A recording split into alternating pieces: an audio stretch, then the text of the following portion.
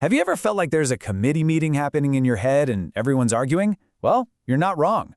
In this explainer, we're going to pull back the curtain on the science of how you think. We're going to meet the inner team that's running the show inside your mind. All right, let's jump in.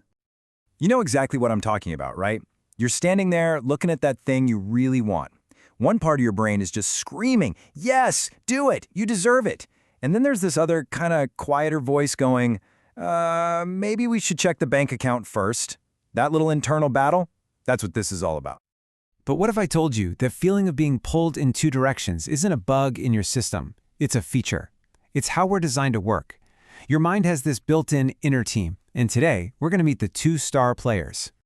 So first up, let's meet the fast talker, the quick draw artist of the team. In the science world, they call this System 1. This is your gut reaction expert. Its motto is basically, act now, ask questions later, maybe. So System 1 is just lightning fast. It's completely automatic, and it doesn't take any real effort from you. It runs on pure emotion and what we call gut feelings. You know, when you instantly recognize a face, or you just get a weird vibe from a situation, that's System 1. This is the ancient prehistoric part of your brain, and here's the kicker. You have pretty much zero conscious control over its first reaction. It just happens. But System 1 isn't flying solo, thank goodness. Every team needs a balance, right? So now, let's meet the thoughtful, long-game planner of your mind, the chief strategist, also known as System 2.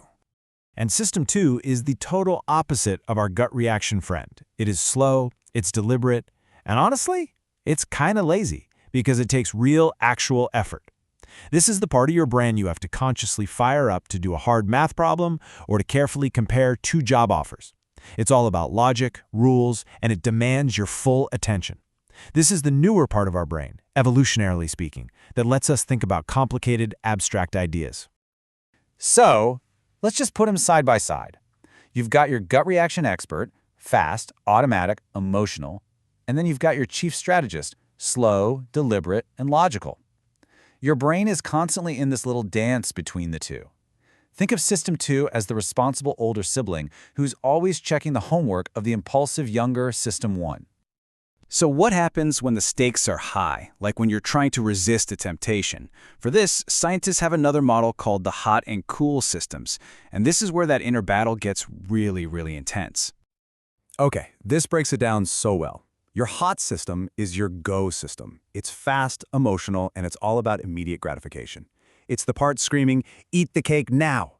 On the other side, you've got your cool system, which is your no system. It's slow, reflective, and it's where self-control lives. It's the voice that calmly says, hey, remember our fitness goals? But look at that third row, stress. This is absolutely critical. Stress cranks up the volume on your hot system and basically mutes your cool system. Let me say that again because it's that important. When you are stressed, your brain is literally wired to be more impulsive and emotional. Your strategic, long-term thinker gets put on the back burner. So the next time you're stressed and you make an impulsive choice, know that it's not a moral failing, it's your neurology. It's a feature of how we're built. So if you have these two systems, one yelling go and the other whispering wait, who's the boss? Who makes the final call? Well, that brings us to the most important member of the team, the one running the whole operation, the CEO of your mind, a process called metacognition. Metacognition is simply put your brain's awareness of itself. It's the ability to step back and watch your own thoughts happening. It's the part of you that notices your gut reaction expert is freaking out and that your chief strategist is trying to say something, and then it gets to decide who to pass the microphone to. It's literally you thinking about how you're thinking. Now this chart might look a little dense, but what it's showing is your CEO in action. It always starts with that first fast reaction from System 1. But then your metacognition kicks in, kind of like a quality control check. It asks, does that feel right?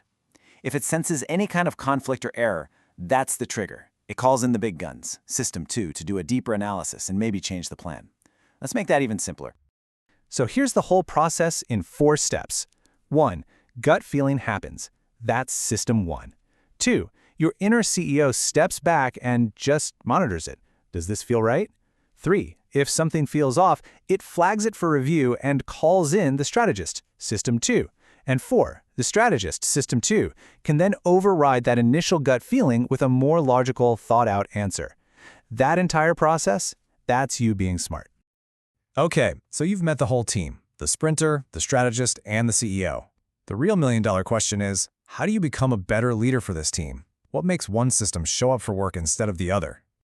Well, for starters, the job itself matters. If a task is really complicated or brand new, or if you absolutely have to get the right answer, your brain is smart enough to know it needs to call in the chief strategist. Easy everyday stuff? Yeah, the gut reaction expert can handle that on autopilot. Then there's you. Personal factors are huge. How much do you even care about getting this decision right? That's motivation. And do you have the mental energy for it? System 2 runs on a battery, and if you're tired or burnt out, it's just not going to perform well. And finally, how good are your CEO skills? The better you are at paying attention to your own thoughts, the better you'll be at managing your team. And last but definitely not least, the situation you're in is a massive factor. If you're under a time crunch or you're surrounded by distractions, your brain is going to take the path of least resistance. It'll default to the fast and easy System 1. And as we've already seen, if you're stressed, your emotional gut reaction expert is going to grab the steering wheel.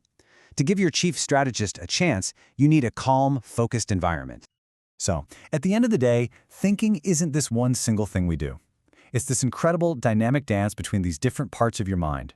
By getting to know your impulsive expert, your careful strategist, and your inner CEO, you can actually start to lead the conversation inside your own head, instead of just listening to it. So that really just leaves us with one final thought. You've met the team now, you know their strengths and their weaknesses.